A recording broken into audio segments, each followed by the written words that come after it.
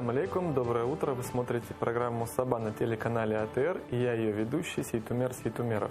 Продолжаем вместе наше информационное утро и начнем с того, с нескольких новостей, которые хотелось бы немножко обсудить. Это то, что буквально вчера в Праге состоялась выставка работ нашего политзаключенного Романа Сущенко, который передал свои работы, нарисованные в тюрьме, для того, чтобы люди их посмотрели и оценили. Давайте посмотрим, что это за работы, детально в нашем сюжете.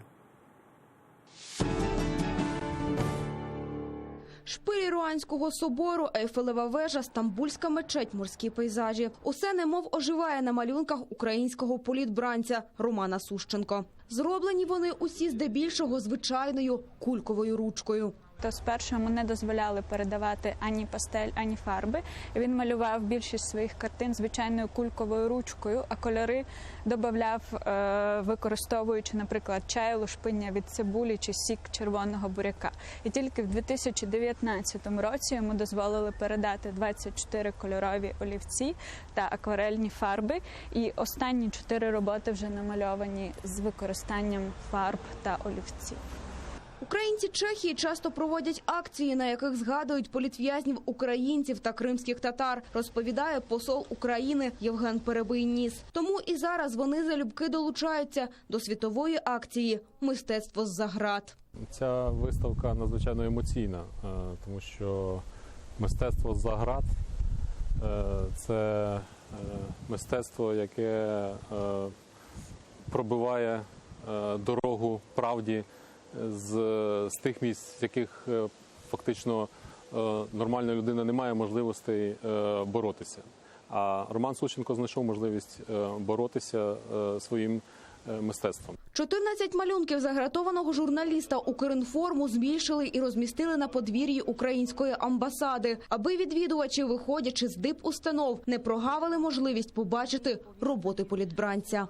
Це картини нашого земляка, українця, політв'язня, який сидить зараз в Росії у в'язниці. І дуже добре, що такі картини, такі виставки роблять за кордоном, щоб українці знали і пам'ятали, що скільки наших людей сидить зараз у Росії. Виставка робіт Романа Сущенка у Празі триватиме до 20 серпня. Тетяна Комарова, Дмитро Суспільний, з Праги для Заман АТР.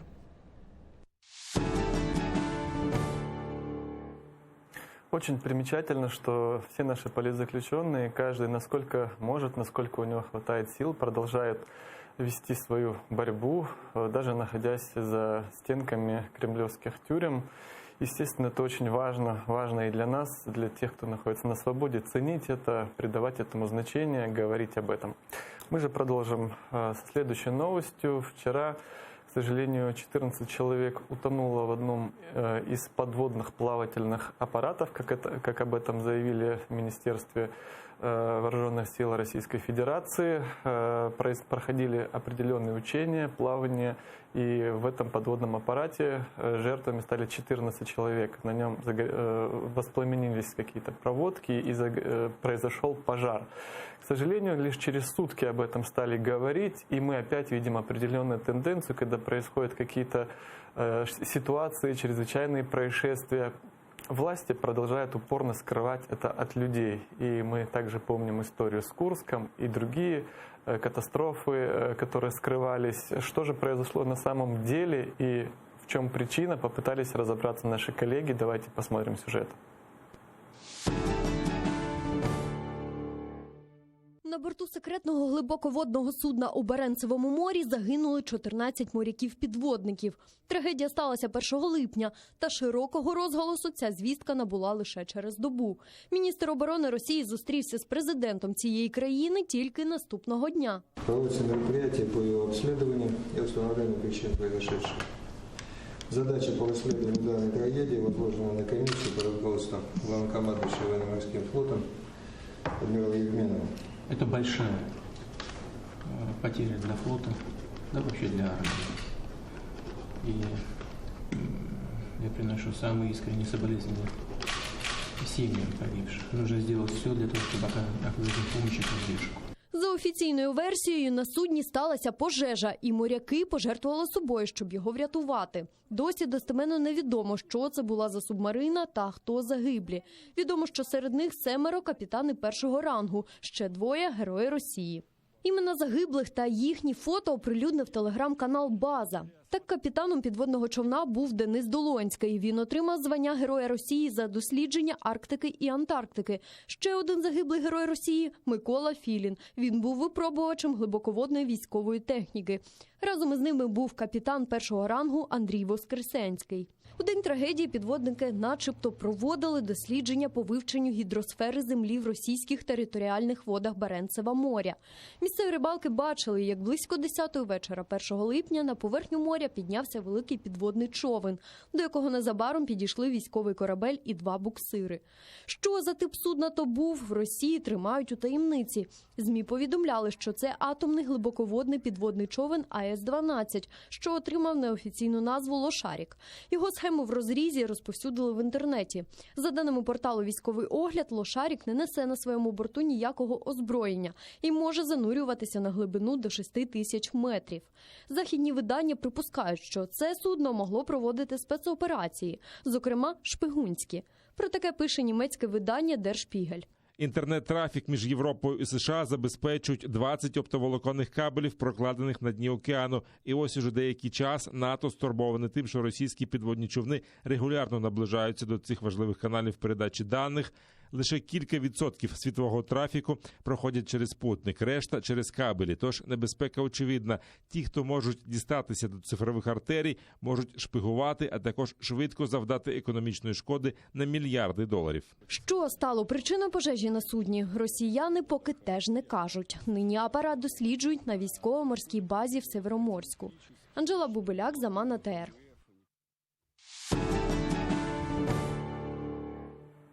Мы продолжаем наше информационное утро и хотел бы анонсировать нашего гостя. Это финансист, президент инвестиционной группы «Универ» Тарас Козак. Доброе утро, Тарас. Доброго ранку. Сегодня хотели бы с вами обсудить такую тему, связанную с экономикой Украины и ее экспортный потенциал. То есть насколько Украина сейчас в современных условиях способна производить тот товар, который интересен покупателю за границей. И первый вопрос, немножечко хотел бы в историю уйти, так как международная экономика, она связана с международными торговыми организациями. В частности, 16 мая 2008 года Украина вступила все-таки в Всемирную торговую организацию. Очень много полемики было, вступать, не вступать. Протекционисты говорили, что вступление уничтожит просто внутренний рынок, уничтожит многих производителей. Прошло 11 лет. Каковы плюсы, минусы от вступления Украины в ВТО? Ваше мнение? Це дуже цікавий період часу, коли Україна намагалася вступити в Світову організацію торгівлі, тому що були, так би мовити, очевидні якісь речі і були підводні речі, які тоді ще мало хто розумів. А саме в цей час, довгий час тривали розмова, скажімо, що попередні угоди між Росією і Світовою організацією торгівлі. Росія ввела перемовини про вступ в СОТ протягом десятиліття, реально виторговуючи для себе якісь преференції, якісь там вигідні більш умови. І Україна підключилася до цього процесу пізніше, але підписала цю угоду раніше. Це було дуже важливо з тої точки зору, що країна, яка є повноцінним членом СОТ, має право зупинити договір вступу нової іншої країни. Тобто, якщо б Росія вступила раніше, а вже тоді, в 2008 році, ми розуміли, що Росія має певні наміри щодо України. Пам'ятаєте, це почалася вже от грузинська кампанія Росії, коли було введення війська принуждення як мір, як це називалося тоді. Вже українці ставали на телеканалах Росії ворогами для росіян. Тобто і політично Україні було дуже важливо вступити раніше, ніж туди вступила Росія. Тому що було зрозуміло, щоб Росія стала раніше, то умови вступу для України були б жахливі. І значно гірші, ніж вони є сьогодні. Тому перемовники від України не дуже наполягали на якихось там пільгах для нашої країни. Тому ми вступили, щиро кажучи, на не дуже хороших умовах. Так, ми відкрили свої ринки, а вступ на інші ринки в нас завжди були певні обмеження. Але, тим не менше, ми стали членом цієї організації. Адже 98% всієї світової торгівлі, міжнародної торгівлі, проводиться членами цієї організації. Тобто, якщо ти не член СОТ, то ти не можеш використовувати безліч різних механізмів Світової організації торгівлі для захисту своїх інтересів, для захисту своїх експортерів, для входу на нові ринки, для того, щоб там арбітраж, який є всередині СОТ, захищав також і наші інтереси. Так?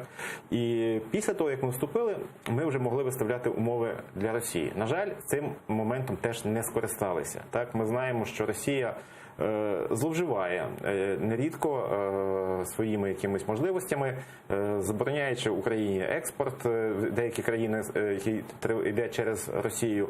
Ну і багато різних механізмів, які ускладнюють Україні життя. Росія цим зловживає, але Україна хоч має якісь можливості з цим боротися. Що на сьогодні ми маємо? Так, Україна відкрила ринок і, звісно, європейські чи світові товари в Україну заходять практично без мита. Так? У нас невеликі мита, раніше вони були значно вищими до вступу в цю організацію. Але захист українських виробників через височезні мита не спрацював. Ми дуже добре пам'ятаємо автовиробництво, автомобільне будівництво, коли Україна захистилася, так би мовити, височезними митами від ввезення сюди в Україну легковиків зі всього світу. Так, у нас до цього часу височезне мито, акциз, і ми пам'ятаємо тих євробляхерів, які саме проти цього бунтували фактично, але це ж вже нижче стало, раніше було ще гірше. Чи дозволило це захистити внутрішнього автовиробника? Та ні. У нас немає виробництва автомобілів. У нас якісь були кілька недолугих, і ті вони фактично не стали якимись серйозними. Тому захист своїх виробників і впровадження експорту для своїх виробників – це велика задача, яка поки що тільки почала вирішуватися нашим Міністерством економіки, нашими зовнішньоторговельними організаціями, зокрема в Міністерстві закордонних справ. Воно недостатньо, щиро кажучи, захищає економічні інтереси України. Вони навчилися вже захищати політичні, особливо в Європі, особливо протистояння проти Росії, навчилися. А ось щодо економічних інтересів, для того, щоб ці наші посольства, консульства стали, так би мовити, майданчиками для просування економічних інтересів України, щоб Україна могла більше експортувати, поки що цим не вдається. Але треба над цим працювати, адже майже половина ВВП України – це експорт. Без захисту наших інтересів на світових ринках, наших дипломатів, мы не зможемо справді нарощувати свій експортний потенціал.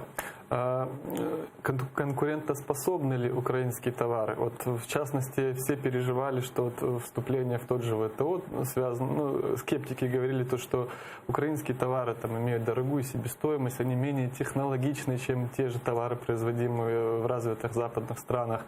Насколько вот сегодня украинские товары, которые производятся, они вот конкурентоспособны с аналогами других стран-производителей? Тут є декілька аспектів. Перше, це Україна здебільшого експортує сировину. Сировина у нас якісна. Тобто залізна руда, вона є залізна руда і досить високої якості. Так? Пшениця там, чи жито, чи ячмінь, чи кукурудза, які ми теж експортуємо величезними обсягами, теж це сировина. Тобто вона вирощена на наших полях і фактично не оброблена. Зібраний врожай, висушений і зразу вже вантажиться на якісь кораблі і пливе десь в Африку, чи в Азію, чи в Європу. Ось, тобто мінімальна переробка. Тут ми, звичайно, достатньо конкурентно спроможні, якщо там не враховувати, що клас цього зерна міг би бути вищий для того, щоб заробляти на цьому більше. Але, з іншого боку, у нас є і високотехнологічні речі. На друге місце в Україні вже виходить по обсягу експорту айтішня наша індустрія. Тобто це експорт, це експорт праці наших програмістів. Тобто ми експортуємо код, тобто програмний код, тобто чи це на аутсорсі, чи це вже продукти якісь певні. Україна все нарощує. Україна стала величезним експортером своєї технологічної айтішної продукції. Тобто програмування стало такою галузю, на яку вже не можна звертати уваги. Українці дуже мають хорошу базу для цього і користуються цією базою. І можуть продавати конкурентно здатну продукцію на весь світ. На жаль, поки що велика частина цього експорту не дуже ловиться нашими статистиками, тому що це нерідко якісь фрілансери, які це роблять, але тим не менше в Україні вже з'явилася велика кількість величезних, реально величезних, по багато тисяч працівників компаній, які вміють експортувати саме продукцію мізків наших програмістів. Тобто цей програмний код, який, зрештою, IT, без якого сьогодні неможливо зростання економіки. Тому цей напрямок в Україні теж розвивається. Тобто, з одного боку, сировина, залізна руда, зерно, це тобто якесь 18 сторіччя, і з іншого боку програмний код. Це реально 21 сторіччя, і тут теж потрібна підтримка наших зовнішніх експортних компаній, якоїсь агенцій чи Міністерства закордонних справ для того, щоб це було зручніше для наших програмістів, для того, щоб це було привабливіше знаходитися їм в Україні, жити в Україні і мати можливість експортувати цю продукцію по всьому світу. Тому дві різні сторони и два разных світи, фактично. Вот вы сейчас отметили то, что Украина, к сожалению, является в большей степени экспортером сырья. Что мешает и что необходимо провести, чтобы мы экспортировали не сырье, а уже готовый продукт, так как в готовом продукте еще и заложена прибыль, то есть, соответственно, экспортируя готовую продукцию, как это делают западные страны, они берут сырье от кого-то, но уже экспортируют продукт, и при этом страна зарабатывает намного больше. Звісно, якщо подивитися на сучасний автомобіль, то він складається з металу, з скла, якоїсь там гуми, цінних металів. Всі ці речі, які Україна фактично може виробляти і експортувати. Але, скажімо, кілограм заліза в вигляді залізорудної руди чи металу, чи первинної обробки, значно дешевше, в 1000 разів дешевше, ніж той кілограм металу в сучасному автомобілі. Тобто оця вся додана вартість, вона, на жаль, залишається десь в тих країнах, які виробляють ці автомобілі. Європа, чи Сполучені Штати, чи ще хтось. Ось, Україна поки що не вміє. Чому не вміє? Тому що ми, реально кажучи, відстали в технологіях. Технології, які є в Україні, вони насправді дуже слабенькі. Так, ситуація покращується, але ми не можемо зробити сучасне високотехнологічне виробництво в відриві від світового розвитку. Нам потрібні технології з усього світу. Для цього треба, щоб ці технології заходили в Україну, то ці інвестори з прямими інвестиціями в Україні створювали ці виробництва. Тому що українці, якщо і можуть це створити, то це не буде якась велика галузь. Це якісь індивідуальні точкові речі, як, наприклад, виробництво дронів. Так, в Україні сьогодні виробництво дронів, в зв'язку з тим, що був запит на фронті, виробництво дронів на дуже високому рівні, якісні дрони. Є ще такі напрямки, де Україна реально конкурує з найкращими світовими виробниками. Але здебільшого все-таки нам потрібно значно залучати технології, сучасні технології, прямі інвестиції не тільки як гроші для будівництва тут заводів і фабрик, а ще й технологічні якісь рішення, які дозволили би не знову видумувати цей велосипед. Він вже придуманий десь там в світі. Треба, щоб в Україні можна було ці речі виробляти, і навколо таких підприємств, зрозуміло, виникають ще якісь конструкторські бюро, якісь невеличкі товки, компанії, стартапи так звані, які покращують це виробництво, і тобто це створює таку екосистему для того, щоб ці технології розвивалися вже в Україні. Але інвестиційний клімат в Україні, на жаль, не привабливий. Ми розуміємо, що Україна знаходиться десь на 70-х місцях по Doing Business, це такий рейтинг міжнародний по тому, як зручно в Україні вести бізнес. Ми розуміємо всі складнощі з правоохоронною судовою системою, які дивляться на українські підприємства як на таку кормову базу для себе, для своїх там кишень, а не на те, що дає людям роботу і наповнює державний бюджет. Це тут величезна кількість змін, які треба робити, але, на жаль, до цих змін завжди не доходять руки. Объясните, пожалуйста, в чем интерес западных инвесторов вкладывать, например, в экономику? Вообще, с чего он состоит? Вот, например, есть инвесторы с Америки. То есть они могут открыть с таким же успехом завод по сбору там, автомобилей у себя. А в чем они должны увидеть здесь интерес, чтобы открыть завод и принести технологии свои, например, в Украину, ну, либо вообще в любую другую страну, когда можно строить заводы у себя? Ну, зрозуміло, так, вони і будують. Величезна кількість заводів є в Штатах, але велику частину цих заводів вони будують і в Китаї. Протягом останніх 20 років майже кожен американський виробник побудував щось у Китаї. Чому? Тому що це ближче до ринку. Виробити автомобіль в Штатах і потім його везти десь на кораблі для чого, якщо можна зразу це все виробити в Китаї, по-перше. По-друге, ми знаємо, що, наприклад, айфони фактично всі збираються в Китаї. Foxconn, така величезна компанія, там працюють десятки тисяч людей, і люди, китайці, працюють і збираються айфони. Чи могли б айфони збиратися в Сполучених Штатах? Та без проблем, так, але це було б, напевно, дорожче. Напевно, це було б так, ну ми розуміємо, що захист праці працівників в Сполучених Штатах значно більше, ніж в Китаї. Тобто такі негаразди, які є в країнах, які розвиваються, вони допомагають виробникам. Тому що дешевша робоча сила, якщо це назвати відверто своїми словами. В Україні така сама ситуація. Українець сьогодні заробляє в середньому менше, ніж китаєць. Тобто зрозуміло, що якщо ці виробництва побудувати в Україні, то власник цього виробництва буде заробляти більше. Адже економія на зарплатні – це є його прибуток. І при цьому вони платять більше, ніж в середньому в українець, але в Китаї вони платять ще більше. В Європі чи в Сполучених Штатах платять ще значно більше. Тому, скажімо, якщо б це якийсь сучасний виробник побудував в Україні своє підприємство, завод, наприклад, той автомобільний, чи там, який збирає комп'ютери чи телефони, і українці отримували б зарплату, скажімо, 1000 євро на місяць, це було б для українців дуже непогано. Ми знаємо, що сьогодні середня зарплатня українців приблизно десь так 350 євро. Тут 1000 зразу, в 3 рази вище. Але це в 3 рази нижче, ніж зарплатня в Сполучених Штатах чи в Європі. Тобто, зрозуміло, що величезна вигода. Але, так ми бачимо, що не спішать ні європейці, ні американці, ні, ну, скажімо, сучасні інвестори, які шукають місця для будівництва своїх підприємств в Україну. З іншого боку, Україна – це і споживчий ринок. Українців дуже багато, 40 мільйонів плюс-мінус. І дуже зручне географічне положення. Ми знаходимося в центрі Європи. Так, ми можемо звідси, до нас може поставлятися якісь там і в Середню Азію, тобто це якісь там Узбекистан, Казахстан, і Росія величезна, і Білорусь, і вся Східна Європа. Все ми маємо величезну кількість кордонів з величезною кількістю країн. Тут же в нас і Чорне море, тобто ми можемо поставляти це кораблями і в Африку, і ще кудись. Але, тобто у нас все є для того, щоб бути там сучасним таким хабом, виробничим хабом навіть, але цей інвестиційний клімат є надзвичайно несприятливим для цього. І основна задача все-таки наших політиків зробити тут прорив, щоб була можливість показати, що тут виробництво це вигідно. Вигідно і ефективно для цих інвесторів. Поки що ми бачимо, що інвестиції в Україну, прямі іноземні інвестиції в Україну дуже малесенькі. Це порядка там 1-2 мільярди доларів на рік. Це ніщо. Нам потрібно щонайменше там 10 мільярдів доларів прямих іноземних інвестицій щороку для того, щоб почати зростати досить швидко. Ми можемо зростати, тому що зростати з низької бази, це таке економічне поняття, низька база, дуже низький рівень, дуже слабенький рівень.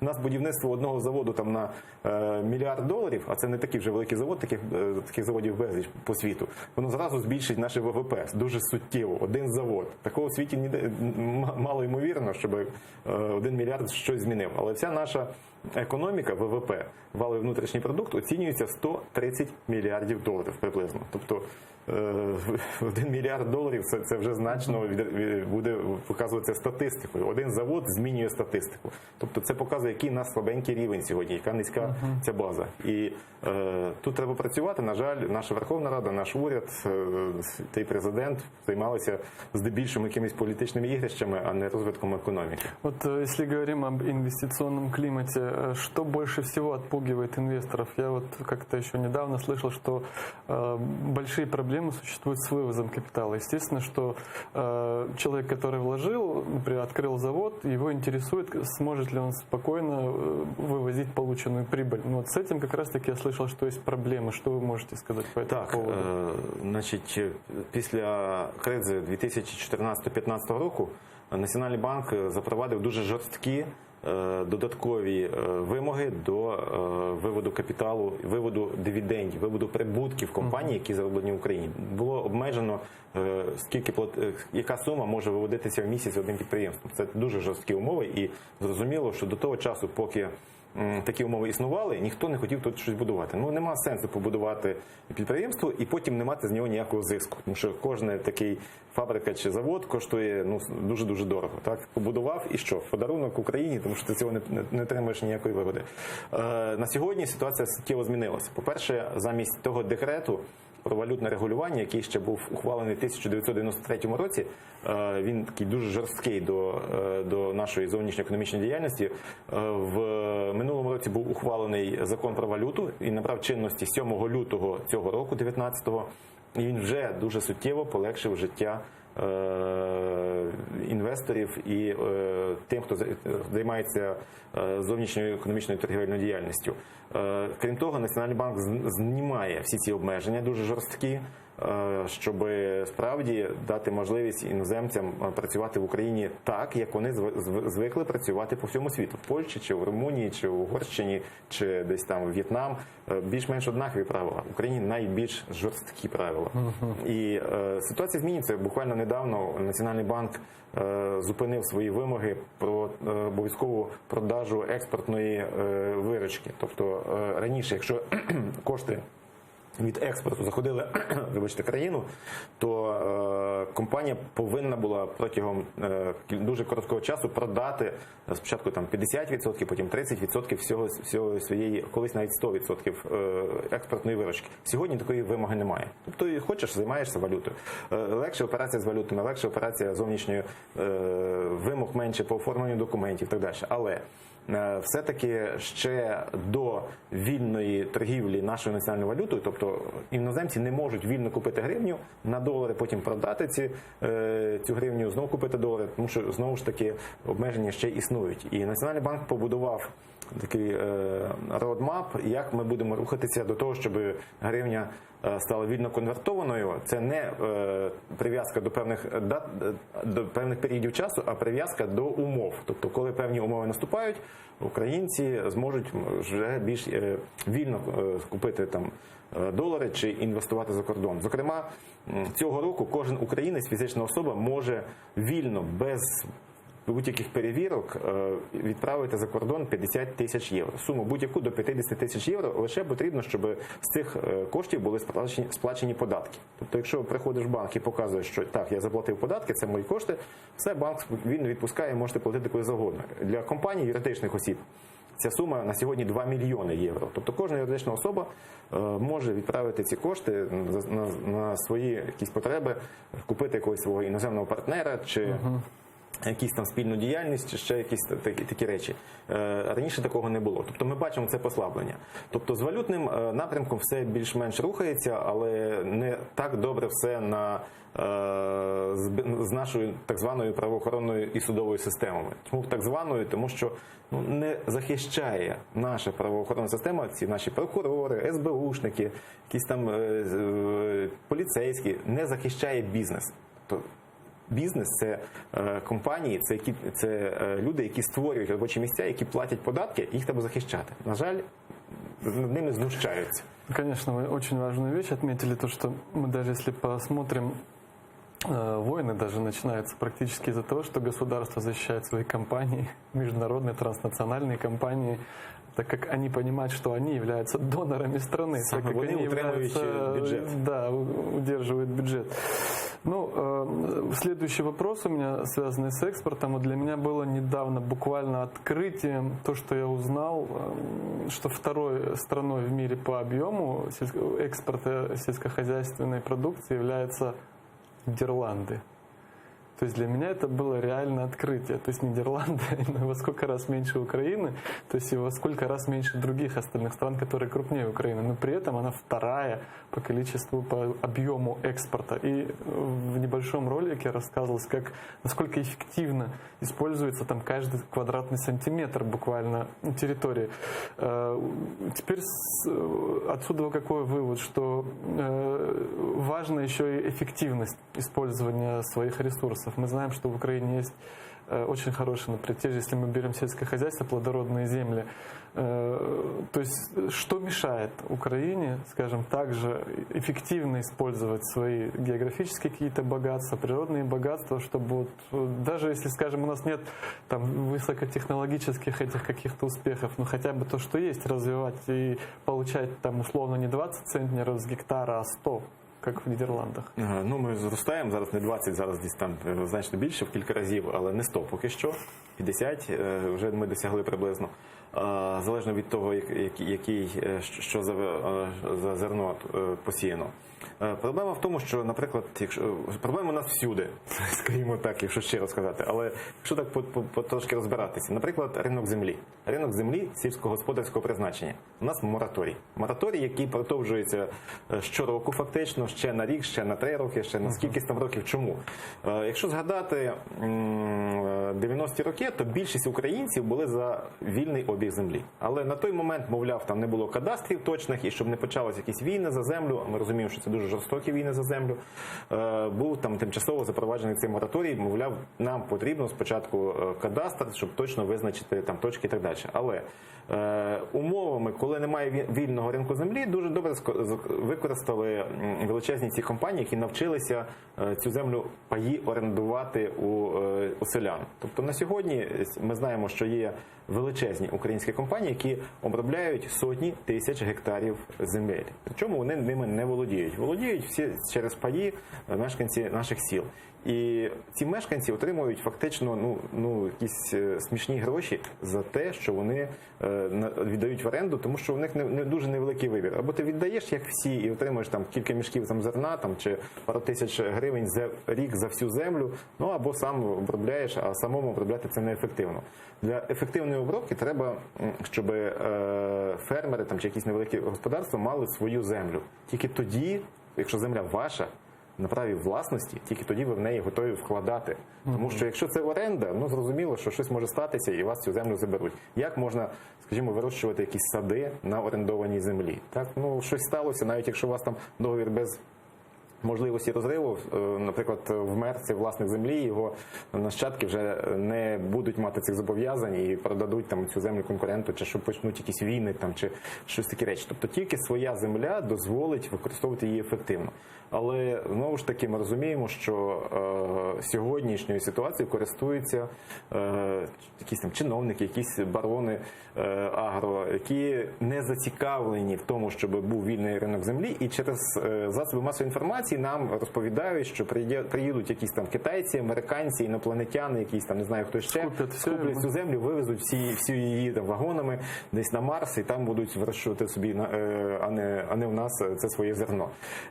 І в той же час ми бачимо, що найбільш технологічні країни вже навчилися вирощувати такі речі без землі зовсім. Багатоповерхові ці гідропонні споруди, які дозволяють вирощувати досить непоганої якості врожаї взагалі без землі. Тобто, якщо ми так ще протримаємося кілька років, то, можливо, для більшості рослин вже, я розумію, що зерно, пшениця там, чи кукурудзу, це поки що неефективно в таких багатоповерхових цих садах своїх вирощувати, але найбільш прибуткові напрямки, вони вже Україну, ми втратили це, тому що японці вміють це вирощувати без землі. Так через декілька років ми можемо втратити і взагалі ці переваги з наших чорноземів, які справді є одними з найкращих у світі.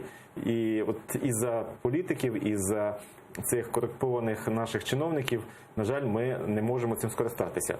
Нагадаю, що приблизно 10 мільйонів гектарів, в Україні 40 мільйонів гектарів земель сільськогосподарського призначення, і четверта частина, 10 мільйонів гектарів, знаходиться у власності держави напряму чи через різні державні підприємства. Так з цих 10 мільйонів гектарів фактично Україна нічого не отримує. Звісно, ця земля заробляє, на ній постійно щось росте, і доходи від цих рослин наповнюють кишені наших чиновників, а не наш бюджет, не працюють на наших громадян. Зрозуміло, що вони всім силами тиснуть, щоб не було вільного ринку землі, тому що після цього держава повинна була би продати це більш ефективному власнику, заробити купу грошей, і потім через податки на всю землю знову ж отримувати ці доходи. Зараз ні податків нормальних немає на цю землю, ні доходів коштів немає. Люди помирають. З 6 мільйонів власників паїв вже більше мільйона померло. Люди, які були власниками землі, велика частина з них померла просто в зубожінні. Тобто, знаходячись в селах, не маючи доступу до якихось сучасних благ цивілізації, виявляється, що це люди власники землі. Якщо це сказати десь в Європі, там власник землі – це багата людина. Так? Ти володієш землею, ти можеш там собі, лендлорд, так? В Україні це старенькі бабусі, які нічого не можуть зробити, і з цієї землі мають реально пару мішків якоїсь пшениці, і все, що є їхнім доходом. К сожалению, очень быстро идет время, и остается у нас буквально 5-6 минут. Хотел бы задать такой вопрос. После того, как Украина подписала безвиз со странами Европейского Союза, очень сильно заметилась трудовая миграция. То есть украинцы стали выезжать на заработки в Европу, в европейские страны, и многие критикуют это. Что приобретает страна от такого вида трудовой миграции, что теряет? І більше це плюс или мінус, на ваш взгляд? Знаєте, можна знову перетворитися в Радянський Союз чи в Північну Корею, яка сьогодні так само приблизно ми бачимо, яка не випускає своїх людей за кордон. Просто реально стоять ці прикордонники і зброєю не ззовні країни, а всередину, не стріляючи тих, хто хоче втекти за кордон. Тобто перетворитися на таку країну я би дуже не хотів. Те, що українці повинні мати право подорожувати по світу і якомога простіше, це задача нашої держави. Якщо українці не можуть собі тут знайти роботу, а знаходять її за кордоном, це право, це нормальне сучасне право людини знаходити собі місце для життя там, де їй краще. Чому держава повинна забороняти людині знаходити собі краще місце життя? З іншого боку, українці, працюючи за кордоном, утримують тут свої сім'ї. За який рахунок би жили ці люди, якщо б не мали таких доходів від своїх членів родин, які з тяжкою реальною працею в Європі, в Штатах, в Канаді заробляють ці доходи і присилають ці кошти для своїх рідних. Ну і ще один бік. Обсяги цих переказів з-за кордону приблизно за 2018 рік 12 мільярдів доларів. Це величезна частина нашого експорту. Тобто ми говорили сьогодні про експорт сировини, про експорт технологічний, але перетворюється чи не найбільший статтю експортних доходів експорт робочої сили українців. Тобто замість того, щоб ці українці тут в Україні створювали якусь додану вартість, вони їдуть за кордон, і там працюють на цих людей, які там в цих країнах живуть, створюють для них додаткові блага, сплачують там податки, тому що там підприємства платять податки, не завжди так, як у нас. І тобто роблять цих поляків, українці роблять поляків, португальців чи британців багатшими своєю робочою силою. Але з іншого боку, Україна теж виграє, тому що якщо б в Україну не поступали ці величезні кошти від заробітчан, на жаль, так ми б вже мали значно гіршу ситуацію в макроекономіці. Тобто не було б тої стабільності, яка досягнута саме здебільшого переказами наших заробітчан в Україну утримується серйозно міцний курс гривні. Так ми бачимо, що він знаходиться ще з 2015 року, коли вже був 30 якийсь момент. Так він відкотився, і на сьогодні ми маємо курс там 26, 27, 28, десь в кінці року. Относительно стабільний. Це відносно непогано стабільний. Ну ви знаєте, якщо б коли ця криза була на початку 2015 року і долар виріс до 30, комусь сказати, що через 4 роки курс буде 26, ніхто вже не повірив. Всі вже вважали там 40 чи 50 чи 100 там за гривень за $1. Оце в тому числі і здебільшого тому, що наші українці приходить іностранна валюта. Тобто тут валюти багато. Коли тут багато доларів, вони так сильно не ростуть. Якщо б вони не приходили сюди, зрозуміло, що долари були б менше доларів в країні, вони б коштували дорожче. У нас буквально остается 2 минуты, подводя итоги. Что бы вы отметили, что необходимо сделать, вот буквально 2-3 пункта вкратце, которые бы помогли бы, стимулировали сделать в Україні, улучшить інвестиційний клімат? Ну, найголовніше, і це не викликає сумнівів, це верховенство права. Тобто, щоб закон в Україні був один, він був один для всіх, неважливо хто ти, чи ти чиновник, чи ти якийсь там депутат, чи якийсь голова сільради, чи ти простий українець, ти повинен бути захищений законом. Закон захищають правоохоронні органи повинні захищати, поки що не захищають. І чесні суди, в яких можна добитися правди. На жаль, і це всі дуже добре розуміють, що сьогодні і правоохоронні органи не виконують свою функцію, і суди теж не є чесними, не є справедливими, не можна покладатися на рішення судів, тому що є механізми втручання держави чи якихось багатих людей на рішення судів. Большое спасибо, Тарас, что пришли к нам в студию. Очень надеюсь, что, может, политики не услышат нас с вами, нашу беседу, наши рассуждения на эту тему. Но надеюсь, что ситуация все-таки будет стабилизироваться и труды украинцев будут приносить пользу самой Украине. Сподіваємося, що так і буде. Большое спасибо. Дорогие телезрители, напомню, у нас в студии был гость, финансист и президент инвестиционной группы «Универ» Тарас Козак. Наша же программа подошла к концу. Желаю вам хорошего дня, хорошего настроения. Будьте с АТР.